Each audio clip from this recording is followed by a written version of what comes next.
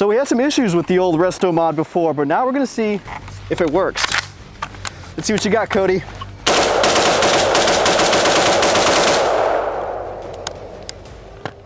I think she works.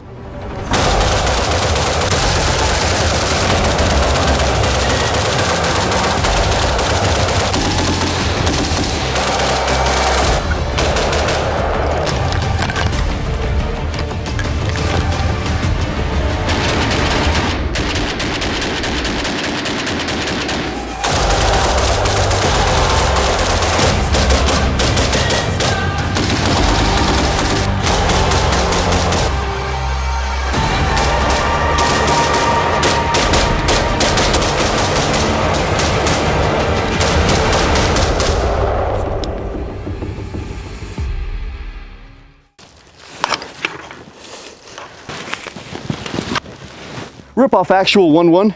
Go for rip-off actual. 1-1 has secured the package. All hostiles have been eliminated, over. Roger that. Move to exfil. Copy that, 1-1. And remember, Espo, don't look inside, whatever you do.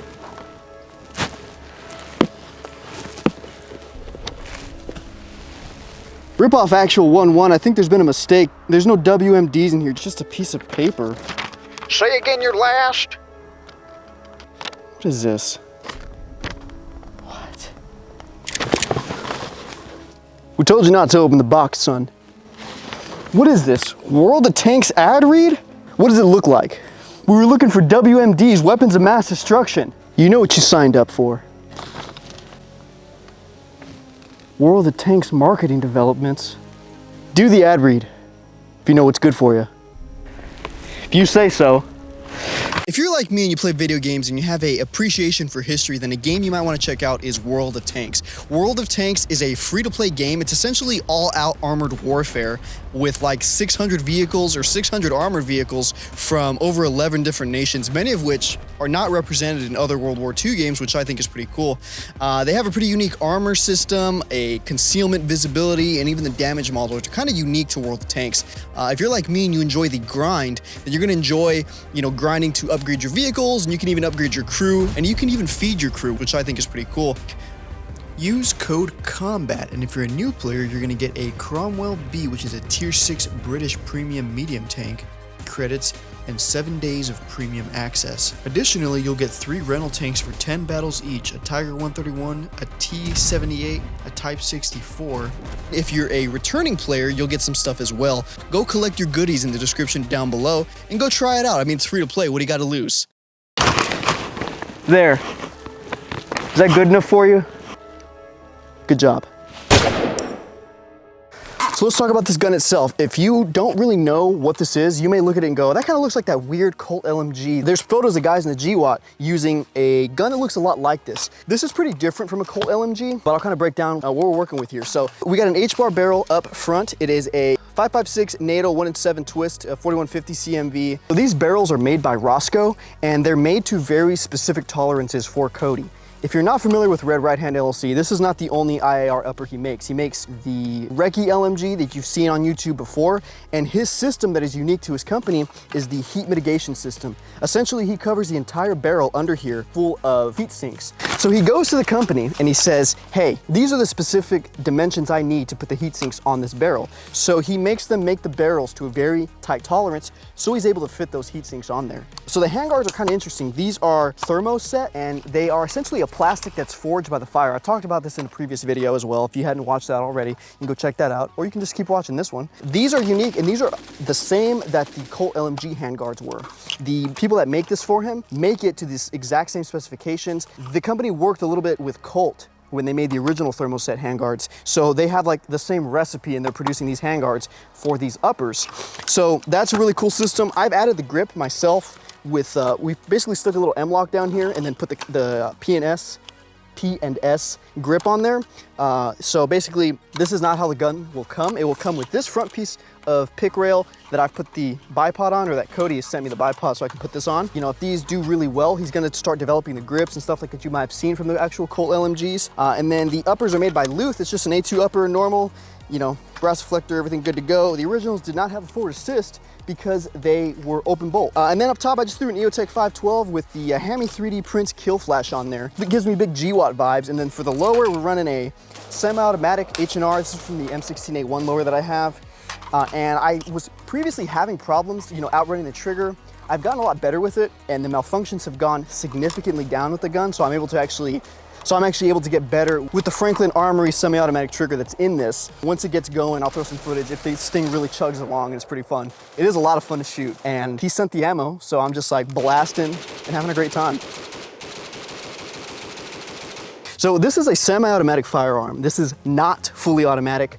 This is 1 round per trigger squeeze. I'm just really good at squeezing the trigger, okay? So that's pretty much all there is to that. The few issues that I did have with the gun were a result of the magazines. Some of these mags are old, they have green followers, they're Colt, they're Milsurp magazines. Sometimes I have issues from here and there. I have them all marked, so if I have a problem, I kind of think, all right, number 16 gave me some problems, we'll throw that to the side, figure it out, clean it, upgrade the spring, whatever. But all the malfunctions are gone with this gun, and it's able to finally chug along and have a lot of, I'm able to have a lot of fun with it. I don't know anything about actually being a support gunner, I don't have that experience. What I've done is played Battlefield and played support. That's probably the most experience I have. So I'm not gonna come at this video with a kind of philosophy of use when it comes to an IAR, or really even like the history of the IAR concept. This is more of a, did I have fun shooting the gun? Did I enjoy it?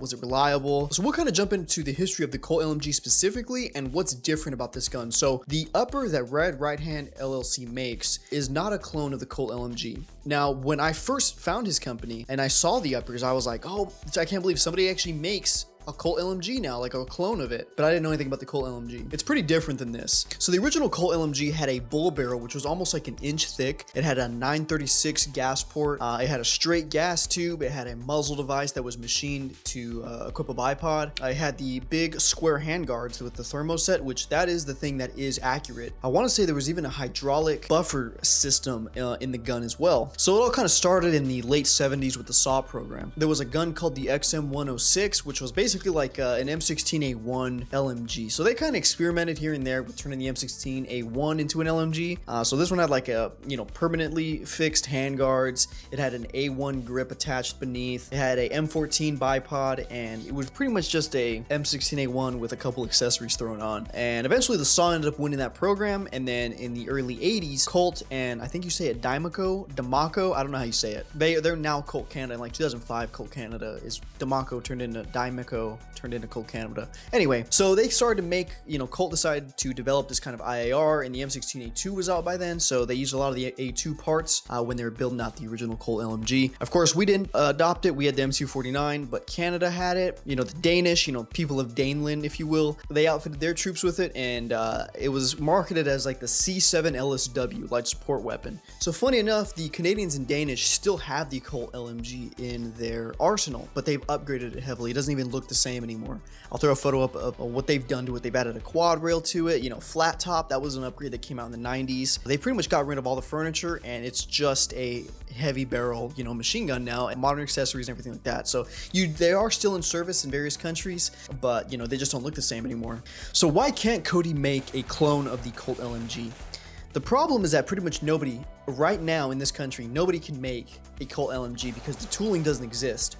All that tooling to make the Colt LMG exists only in Canada because the Canadian government owns it for their military. I'm sure Europe has some stuff, I don't even know, probably not. It might all come out of Canada, and then the Colt Canada just sells it to other European countries that want to adopt this weapon. So I've seen people say, well, PSA had one. They have a clone. They're going to make a clone of it, with H&R. Well, the gun that they had at SHOT Show is actually a Colt LMG parts kit. They just had that, and then they, that's something that they bought and they own, and they brought that out to SHOT Show to see if there's a market for it. There wasn't them making it. The tooling would be very expensive to make that bull barrel, the special gas port, the grip. There's a unique foregrip that Cody's gun doesn't have that was on the original Colt LMG that kind of fit through the holes in the bottom of the handguard and like clamped onto the barrel. There was another carry handle on top of the handguards as well. You have to tool up for that, and it's going to be very, very expensive to get all the tooling to make that stuff, and then you got to sell those uppers to the market. And is there really going to be a massive demand to get a gun like this in semi-automatic, right?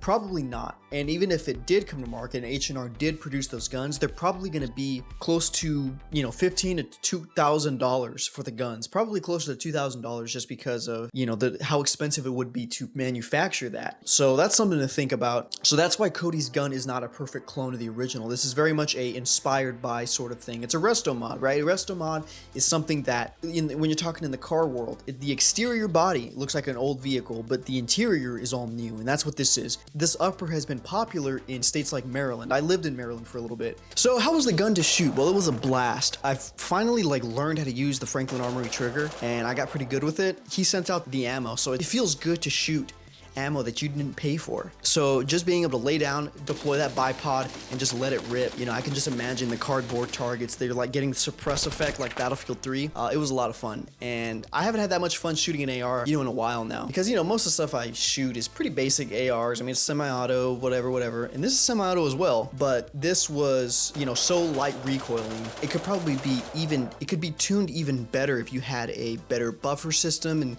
you know, if you had like the Geisley, I think it's called the Super 42. If you threw that in there, if you kind of went with like a almost M16A5 sort of system with like an adjustable stock, I forget what the M16A5 stock is, but if you threw that on this, it would be probably even better. The gun is front heavy. You know, it's a heavy barrel covered in heat sinks, and then it's got those fat thermoset handguards. So even with my A1 stock on it, I definitely felt like, you know, that gun was kind of leaning forward. I obviously put a sling on it, put the foregrip, and all that stuff helps to control the weapon a little bit more, because the handguards by themselves are goofy. And that's kind of one thing I wish Cody would have a system right now to add a foregrip. I kind of just jerry-rigged my own, because I think that this gun kind of needs a foregrip just because the handguards are kind of strange to hold. They're kind of bare. I like to have the foregrip. I think that would make it a really complete package in my opinion. I did enjoy shooting the gun. I could imagine myself sitting on a rooftop, you know, as my squad moves through the town and I'm like laying down fire. I don't know. It's just a stupid LARP. But yeah, it was a blast. That's all there is to say about it. I wish I had a better lower, you know, I'll leave it at that, to kind of really put this thing through its, you know, make this thing run the way it's supposed to. Cody does all the time. You can follow him on Instagram. He's got an SOT, so he's able to utilize the AR-15 in its complete, unaltered state. So that's pretty cool. Now, is it worth, you know, the price tag? That's kind of a thing, because a viewer, you may look at it and say, well, is this going to be worth the asking price? I think that depends on what you're trying to do with it. Okay, so if you're somebody who has a deep affinity for the Colt LMG and you love retro guns, right? I love retro guns. I've featured them many times on this channel. If you love that kind of stuff, I think that this is a nice piece to own to pay homage to the old Colt LMG. Now, for practicality of using this in a serious situation and using it as a support gunner in your little squad and whatnot. You know, I actually talked to Cody a little bit about this. He was telling me that it is an upper that he would use if he needed to defend life, liberty, and property, but it's not his first choice that he would pick, and I would agree with that. I would probably go with, and I haven't shot him, but I would probably go with the Recce LMG that he has with the adjustable gas block and the quad rail and the flat top, everything. It's just a little bit more capable, and if you're going to take your role as a civilian support gunner seriously, then I think that those options fit better for that kind of thing. This is really a novelty item that is made for, you know, if you're somebody who's like I'm going down this path where I'm like, all right, I need to own every kind of retro carbine. You know, a rifle, 5.56, I already got that. You know, I already got a carbine. Now I got to get a 9mm retro. Now I got to do a LMG retro. Now I got to do a DMR. You know what I mean? You want to own every weapon class of retro AR-15 that you can. This is going to be perfect for that. I would personally probably go with, like I said, the quad rail flat top. If I wanted to have only one kind of civilian IAR, I personally would probably go with maybe one of Cody's other offerings. If you're interested in some merchandise, like the M16A3 shirt I'm wearing, then go to my website, agentspo.com. You can buy some merch, free shipping on everything, and enjoy a piece of take me with you, right? You can wear my merchandise out when you go wherever you go. I also have a Patreon you can go support. It's different tiers, different rewards. I have a Discord and everything that I talk to all the guys and we have a good time in there. Additionally, if you want to support the channel for free, you can go watch another one of my videos and like this video, subscribe, and that all of it helps out. It tells YouTube that this is a good channel and it's worth recommending to more people. But that's all I got for you today, so I appreciate you guys sitting through this and watching it. I hope you guys have a good rest of your day.